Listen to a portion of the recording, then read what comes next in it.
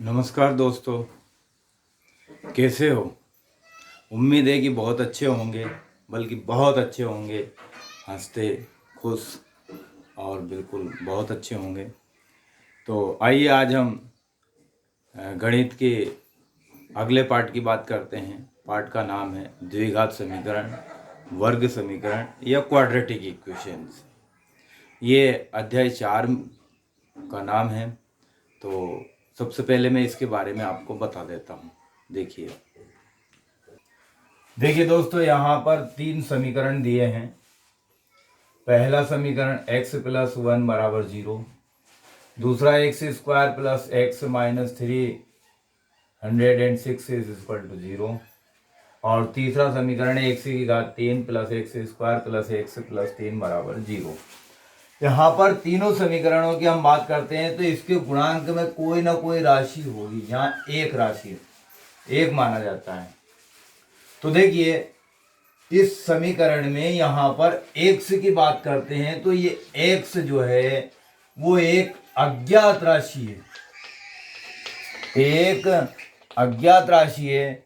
इसमें भी एक से एक अज्ञात राशि है। बाकी ये एक और ये एक और ये 0 ये ज्ञात राशि है, इनका मान बदलता नहीं है। तो यहाँ पर हम देखते हैं अज्ञात राशि की अधिकतम घात यहाँ कुछ नहीं दिखाई देती है, तो एक। तो जब किसी समीकरण में एक अज्ञात राशि की अधिकतम घात एक होती है तो वो एक रेखिक समीकरण कहलाता है, यानी कि एक रेखिक समीकरण कहलाता है। और जब किसी समीकरण की अज्ञात राशि की अधिकतम घात अगर यदि 2 होती है तो वो द्विघात समीकरण कहलाता है। इसमें देखिए घात अधिकतम 3 है तो ये द्विघात नहीं होगा और ना ही ये द्विघात, अर्थात हम इस समीकरण की बात करते हैं। तो इस समीकरण की बात करने से पहले मैं आपको ये बता दूं कि देखिए इसके गुणांक में कोई ना कोई राशि होगी। तो यहाँ एक है, यहाँ भी एक है, ऐसे ऐसे गुणांक में कोई ना कोई राशि होती है। तो इस प्रकार हम इसका एक मानक समीकरण बनाएंगे। मान लीजिए एक को मैं a से प्रदर्शित करता हूँ और एक्स स्क्वायर ऐसा का ऐसे ही, प्लस इस एक को मैं b से प्रदर्शित करता हूँ और एक से ऐसा कैसे, यहाँ कुछ भी हो सकता है, 2 3 4 5 6 7, नहीं तो आप कहो कि यहाँ भी एक का मान भी एक ही रख दिया। और इसको भी मैं यहाँ प्लस के रूप में c के रूप में प्रदर्शित करता हूँ और ये 0। तो ये वाला समीकरण जो है वो इसका मानक समीकरण कहलाएगा। अब मैं इसको परिभाषित कर रहा हूँ। ऐसा समीकरण जिसमें अज्ञात राशि की अधिकतम घात 2 हो। ऐसा समीकरण जिसमें अज्ञात राशि की अधिकतम घात 2 हो, द्विघात या वर्ग समीकरण या क्वाड्रेटिक इक्वेशन कहलाता है। यहाँ पर ax square plus bx plus c बराबर 0 ये द्विघात समीकरण का मानक समीकरण कहलाता है।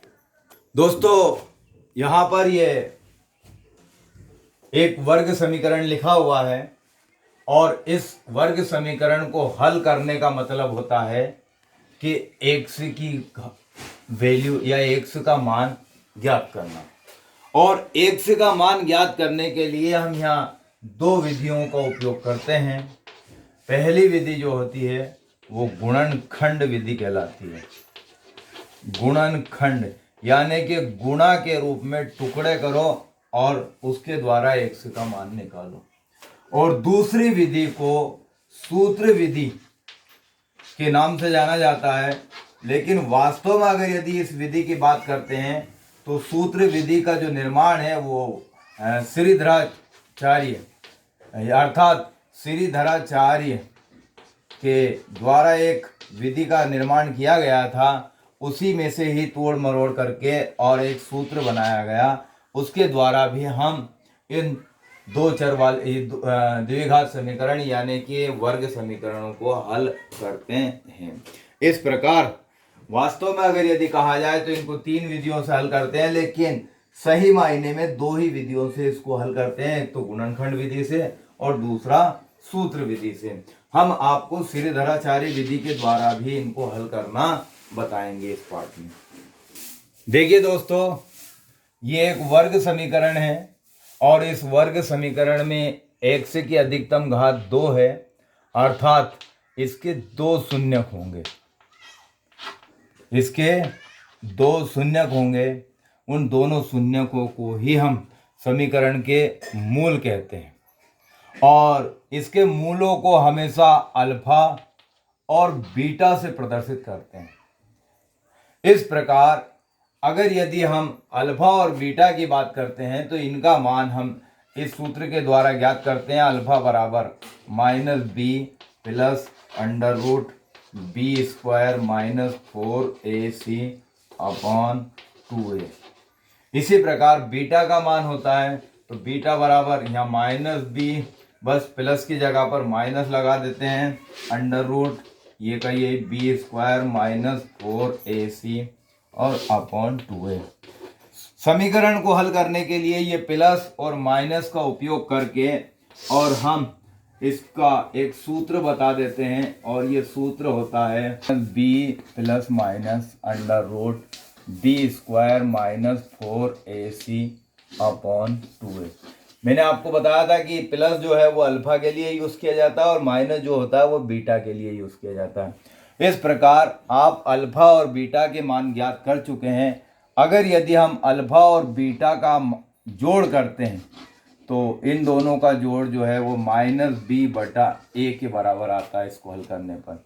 इसी प्रकार अगर यदि हम अल्फा और बीटा का आपस में गुणा करते हैं तो वो c/a के बराबर आता है। अब अगर यदि अल्फा और बीटा यानी कि इसका गुणा और योग अगर यदि हमें मालूम है तो हम समीकरण का निर्माण जो है इस सूत्र के द्वारा कर सकते हैं। x square minus alpha plus beta into x और प्लस अल्फा इंटू बीटा बराबर 0। ये एक वर्ग समीकरण का निर्माण करता है। दोस्तों, मैं आपको एक बात और बता देता हूँ कि ये अल्फा और बीटा ये वर्ग समीकरण के मूल होते हैं। कभी कभी ऐसी सिचुएशन होती है कि मूल काल्पनिक भी होते हैं और कभी कभी ऐसी स्थिति आ जाती है कि मूल वास्तविक होते हैं। तो ऐसी सिचुएशन में हमने अभी आपको एक सूत्र बताया था, x बराबर -b plus minus under root B square -4ac upon 2a। इसमें ये जो अंडर रूट में जितनी भी राशि है यानी कि बी स्क्वायर -4ac ये विविक्त कर या डिस्क्रीमेंट कहलाता है और इसको d से प्रदर्शित करते हैं। अब अगर यदि d का मान 0 से सदैव बड़ा होता है तो ऐसी कंडीशन में मूल हमेशा वास्तविक होते हैं।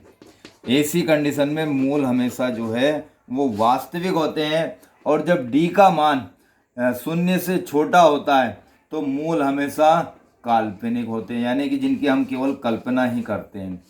और अगर यदि d का मान 0 से बड़ा या उसके बराबर होता है तो ऐसी स्थिति में मूल यानी कि अल्फा और बीटा इन दोनों के मान सदैव बराबर होते हैं। कुल मिला के अल्फा और बीटा दोनों बराबर हो जाते हैं। दोस्तों, वर्ग समीकरण में मैंने अभी आपको जितना बताया है उतना ही हम यहाँ पर समझेंगे। दूसरी बात, वर्ग समीकरण को आप पढ़ लोगे तो क्या करोगे भविष्य में, तो इसके हमें उपयोग भी याद होना बहुत आवश्यक है।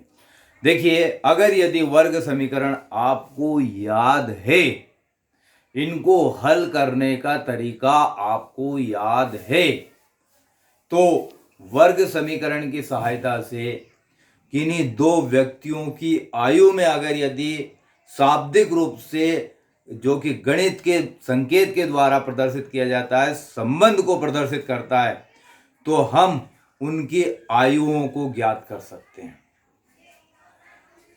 क्षेत्रफल से संबंधित आयत, वर्ग, समचतुर्भुज या चतुर्भुज, इनसे संबंधित इनकी भुजाओं को, इनके क्षेत्रफलों को हम या इनके विकर्णों को भी इसकी सहायता से ज्ञात कर सकते हैं।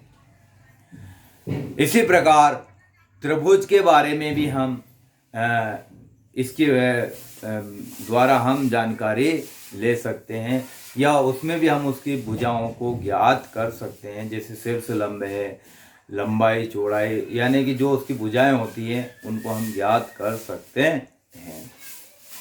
इसके अलावा अगर यदि कोई दो रेलगाड़ियां हैं या बस हैं या बाइक है या आप पैदल चल रहे हैं, और उनमें अगर यदि गणितीय संबंध, उनकी चालों में अगर यदि आपको गणितीय संबंध पता चल रहा है, तो उनकी चालों को हम आसानी से ज्ञात कर सकते हैं।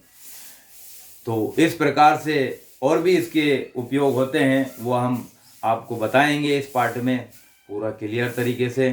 तो मेरे साथ आप लोग बने रहें, और इस पार्ट को पढ़ने के लिए आप आगे के वीडियो को हमेशा मतलब देखते रहें आप, और उनको आपके दोस्तों को शेयर करें, उनको बताएं, और ज़्यादा से ज़्यादा समझने की कोशिश करें।